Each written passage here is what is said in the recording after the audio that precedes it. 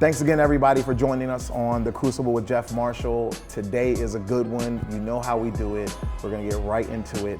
Today's guest is none other than Atoya Burleson.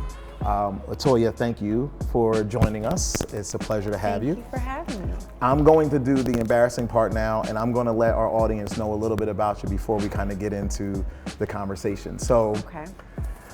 Atoya Burleson is a multifaceted innovator who excels as a collegiate hurdle champion. I ran the hurdles once. I'm gonna tell you about that another time. Different crucible moment.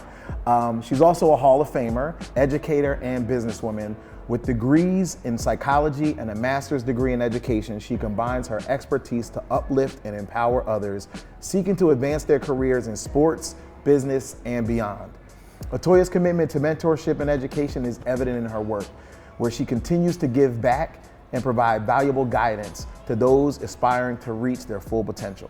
Atoya has moderated and guest featured on some of the top influencing events such as the Essence Festival, Super Bowl, Nike, Pizza Hut, the Great Girlfriends Experience, and Delivering Goods Gala. Through her successful podcast she founded called Inside Lines, Atoya offers a unique perspective on sports and business from a female's viewpoint. Drawing from her extensive experience as an 11-year NFL player's wife and collegiate championship expertise, Atoya shares insights that resonate with fans and enthusiasts alike, celebrating women in sports and highlighting the nuances of the game through a feminine lens. As a visionary founder of Ladies Playbook, Atoya has created a valuable platform dedicated to supporting professional athletes' families during relocation. This exclusive website offers essential resources and support systems to ensure that families thrive no matter where their NFL careers may take them. Beyond practical assistance, Ladies Playbook fosters a community where women can connect, forge relationships, and exchange valuable advice, strengthening the bonds and empowering one another along their journey. Atoya's dynamic leadership, coupled with her entrepreneurial spirit and commitment to fostering community and support, exemplify her as a true trailblazer in empowering women in sport and advocating for holistic well-being in every facet of life.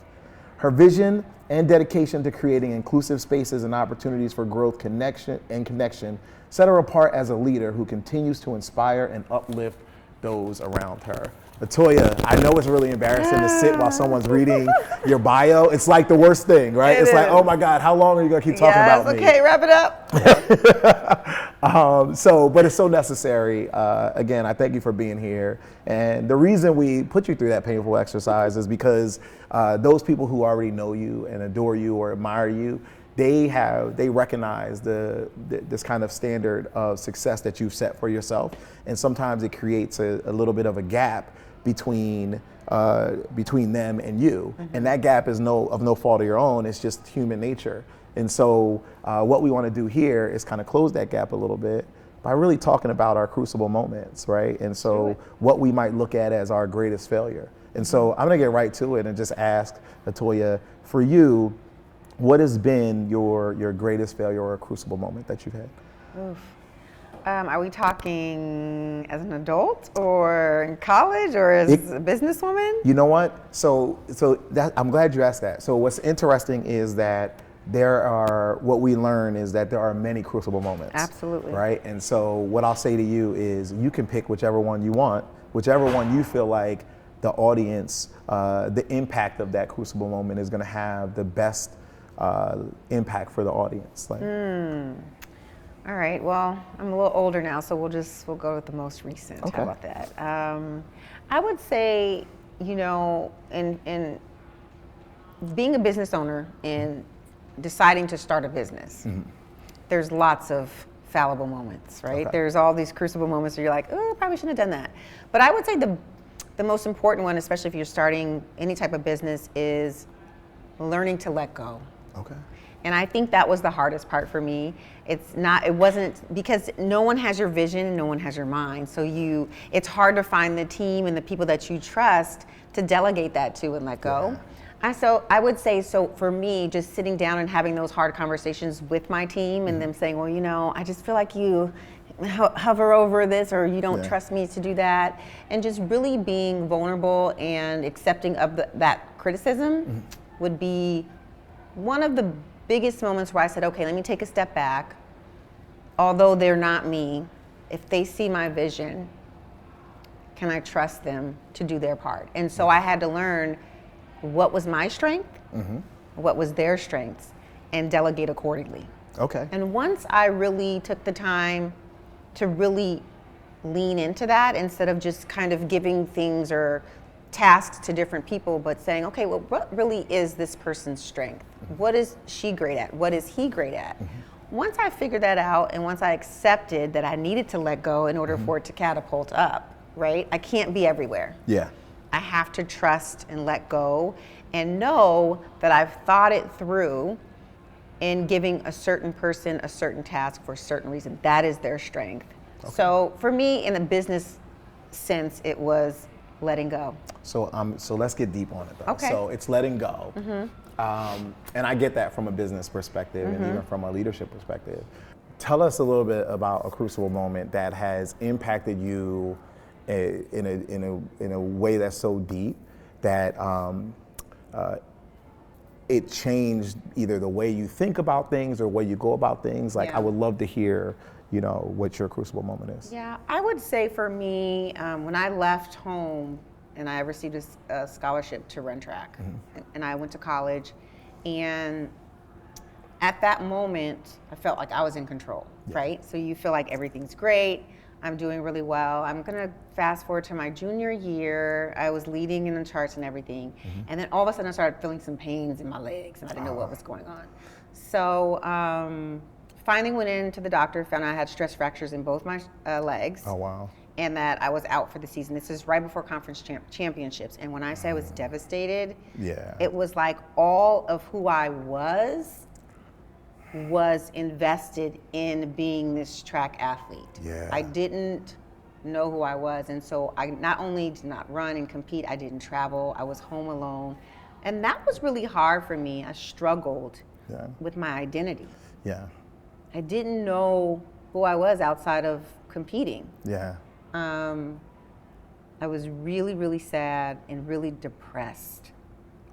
And I will never forget this. I remember I had nothing else to do. Everybody was at conference championships. I'm like, well, I guess I'll just go to church.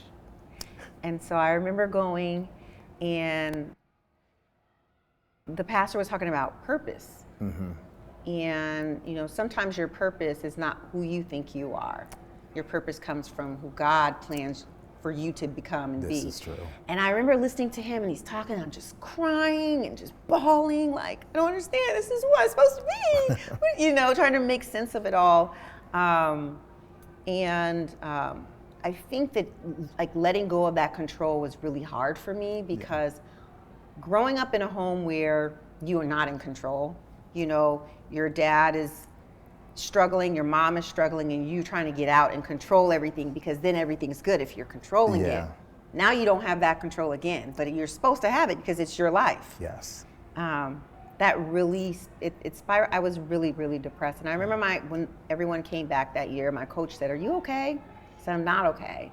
And it took me I had to go to therapy and redefine who I was and learn that your purpose comes from within. The things that you do don't define you.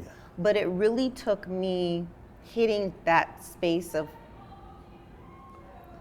all that I knew was built into this, but that's not who I am. So I had to redefine myself and really figure out who I was internally and how I wanted to lead my life, regardless of the things that are gonna happen. It's true. So I love that. That was a really, really tough time for me, but it also was what I realized in those depressed and sad moments. That's when you learn the most. That is 100% when you learn the most. It was just me and God. Yeah, that's 100%. I mean, look, Snotting. that's all of that. He was like, you need to listen. You don't know everything, You had the Viola Davis the ugly cry. The ugly cry. The ugly cry. No, so I feel that on so many levels. I tore my ACL. I played college basketball. I tore my ACL. And had to go through, I went through all the same things.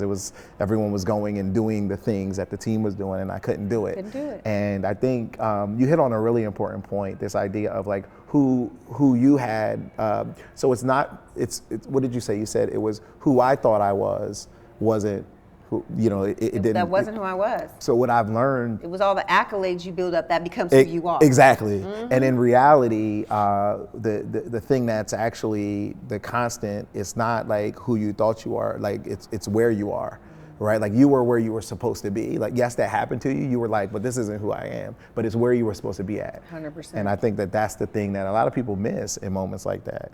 Yeah. And so tell me about like recovery. Like, how did you come back from that? Not necessarily in a track perspective, but like, how did you then, take that experience and kind of build upon it, like for the rest of? Well, number one, I did go to therapy. Best thing I ever did. 100%. Best thing I ever did. It helped to reshape the way I thought, my mind, and really get down to who I am, to my core. Yeah. Number two, I left the track and ended up in a pool. I tell people I got baptized, but it was more of, I had to tread water. That was my conditioning working out. But I really just took on a whole different person, mentally, physically, and even spiritually. Yeah. Understanding what God was trying to tell me. And just letting go of all that I thought that I knew, and trusting Him and what He was trying to shape me to become. I love that. I think that is so important, because we all have these plans, like, and so the interesting thing is, had you never gone to the doctor back then, they had found those stress fractures, you literally wouldn't be in the place now that you're supposed to be. Absolutely not. And so it all comes together for a specific reason. So I appreciate you sharing your Crucible moment with us. Thank you.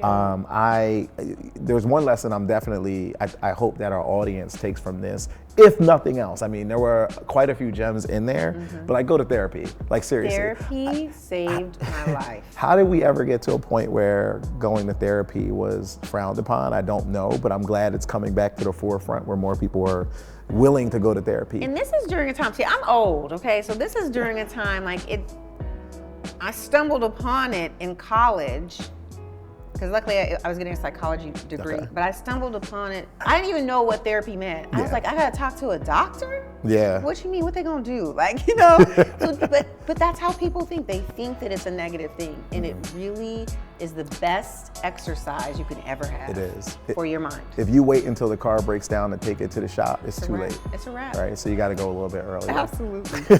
Well, Atoya, thank you so much Thank for you. joining us here on The Crucible. It's been a pleasure. I'm looking forward to supporting the business however we can. For those of you at home, once again, we've had another phenomenal Crucible moment shared with us by Atoya Burleson. Let's continue to do the work that we need to do in order for us to get better. Recognize that Crucible moments will come and go. When you hit them, there's one choice to make, and that is to continue moving forward. That's it for today. We look forward to seeing you next time on The Crucible with Jeff Marshall.